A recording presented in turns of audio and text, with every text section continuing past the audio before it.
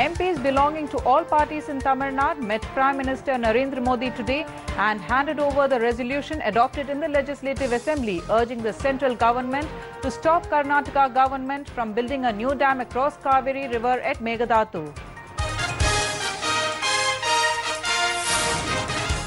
The 150th year of the Madras Bar Association was celebrated within the campus of the High Court in Chennai today.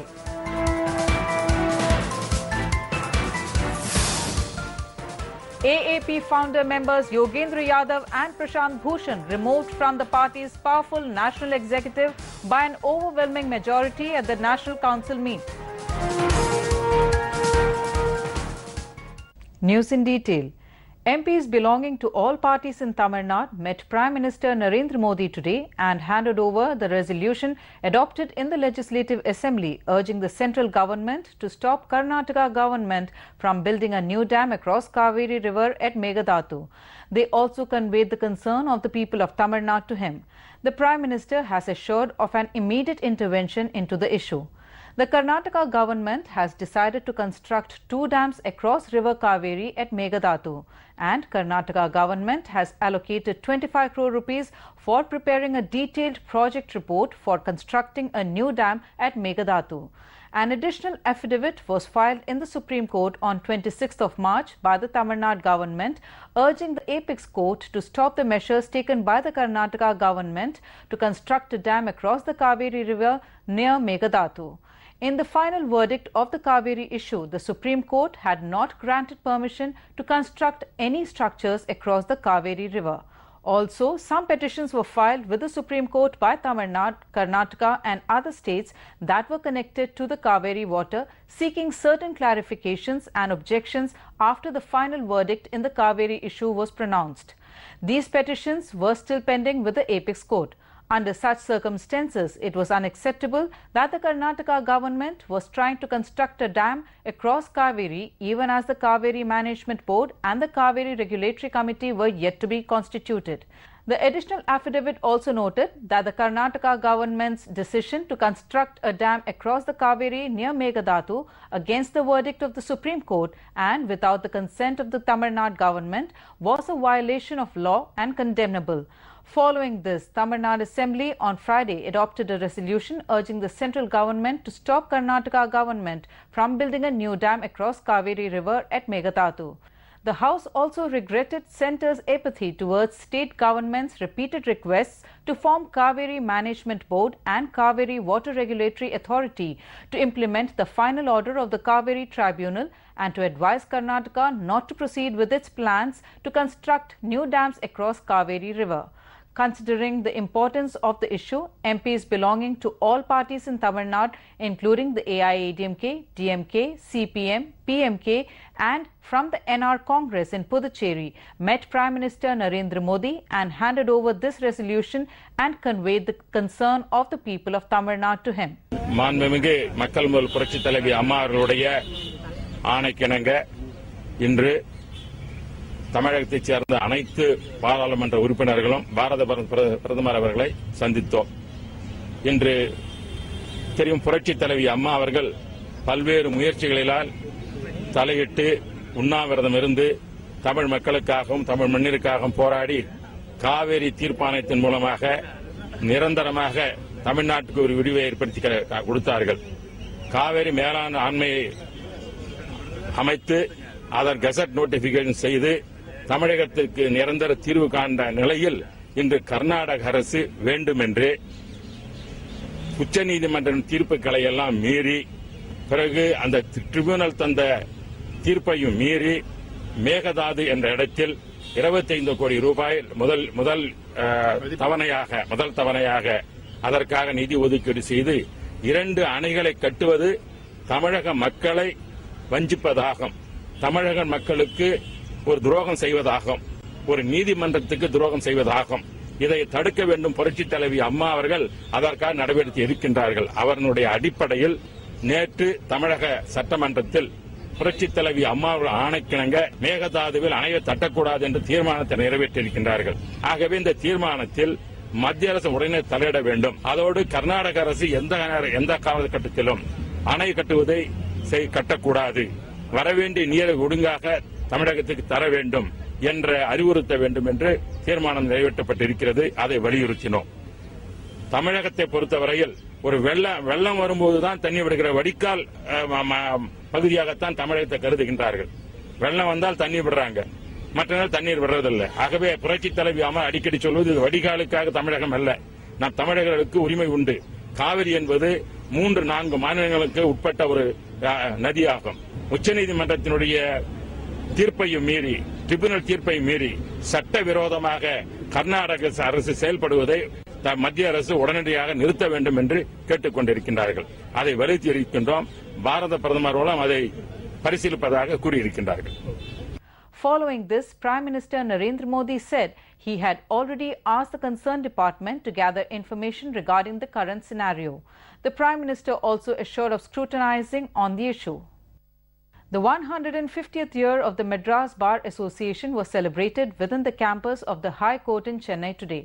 The Chief Justice of India, H.L. Dattu, took part in the annual day function. He said the Madras Bar Association played a predominant role during the war for independence. The Madras High Court was established in the year 1862 by a royal charter. Barristers who were practicing in the High Court formed an association in the year 1865. The association was named as the Bar Association. From the available records, it is noticed that the first meeting of the association was held on 14th March 1865. To start with, only British barristers were enrolled as members. After a decade or two, Indian barristers were permitted to become members. The Madras Bar Association's 150th anniversary was celebrated within the campus of the High Court in Chennai today. Chief Justice of India, H.L. Dattu, took part in the function and delivered his speech. I would like to make a mention of the recent initiatives undertaken by the Madras Bar Association. I have been informed that the Bar Association is providing financial assistance to students pursuing higher studies and to patients in dire need of life-saving medical procedures.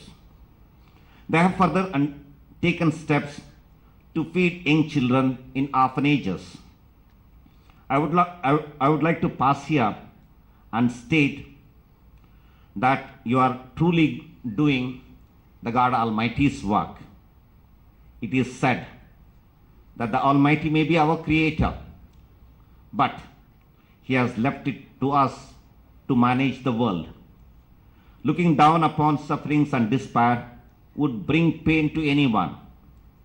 I would take this opportunity to thank the Madras Bar Association in alleviating the pain of our Creator by taking firm steps towards eradicating misery and aiding upliftment.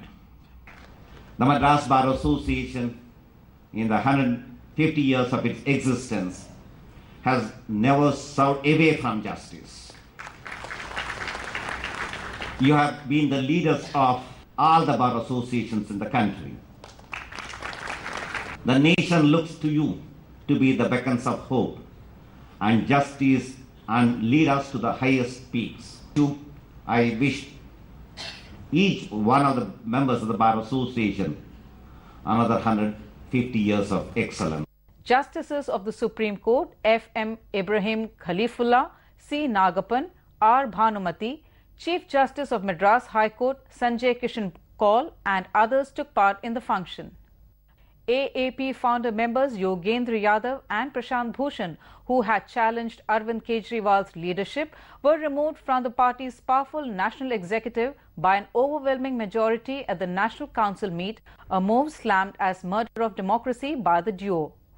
Amid high drama, a resolution to remove the two dissident leaders was passed by around 230 of around 300 National Council members present in the meeting.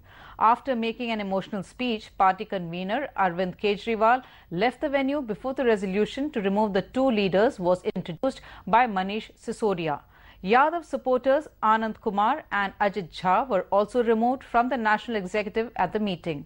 Bhushan alleged that there was bogus voting in the meeting and Kejriwal came fully prepared to kick them out from the party. Yadav alleged the violence was pre-planned and that a number of NCA members opposed to the resolution suffered injuries as they were heckled by bouncers and outside goons. The Kejriwal camp countered the allegations, saying the dissident duo were cooking up stories to get sympathy. Both Bhushan and Yadav said they will stay within the party and carry forward their fight for internal democracy. Almost 10 days of negotiations have failed to bridge the gap that emerged after the party's disastrous national election debut last year, and that has widened in the days since the party scored a spectacular victory in the Delhi Assembly elections. ISRO's Polar satellite launch vehicle, in its 29th flight, blasted off successfully from the Sriharikota rocket port, Andhra Pradesh. The rocket is carrying IRNSS-1D, the fourth satellite of the Indian Regional Navigation Satellite System. The rocket took off from the second launch pad of Satish Dhawan Space Center, Shar, Sriharikota, near Chennai, as planned today. The launch was earlier scheduled for March 9, 2015, but was postponed to March 28 due to technical reasons. The satellite has been realized in less than 4 months after the launch of its predecessor. So far, 3 regional navigational satellites were placed in the orbit as part of a constellation of 7 satellites to provide accurate position information service to users across the country and the region, extending up to an area of 1,500 kilometers. The entire constellation is planned to be completed this year itself. Once the regional navigation system is in place, India need not be dependent on other platforms. Mizoram Governor Aziz Qureshi, who has had a running feud with the centre and even approached the Supreme Court against attempts to ease him out, was sacked today. A brief statement issued by the Rashtrapati Bhavan said that Qureshi shall cease to hold the office of the Governor of Mizoram. Governor of West Bengal, Keshri Nath Tripathi, has been asked to discharge the functions of the Mizoram Governor, in addition to his own duties, until regular arrangements are made, it said. Qureshi, who had a tenure till May 2017, is the second governor after Kamla Beniwal to be sacked after having been shifted to Mizoram months after the Narendra Modi government assumed office. 74-year-old Qureshi, who has dragged the centre to Supreme Court over the issue of removal of governors, was today sacked by President Pranab Mukherjee. With the sacking of Aziz Qureshi, the tiny northeastern state of Mizoram is turning out to be a Waterloo for governors.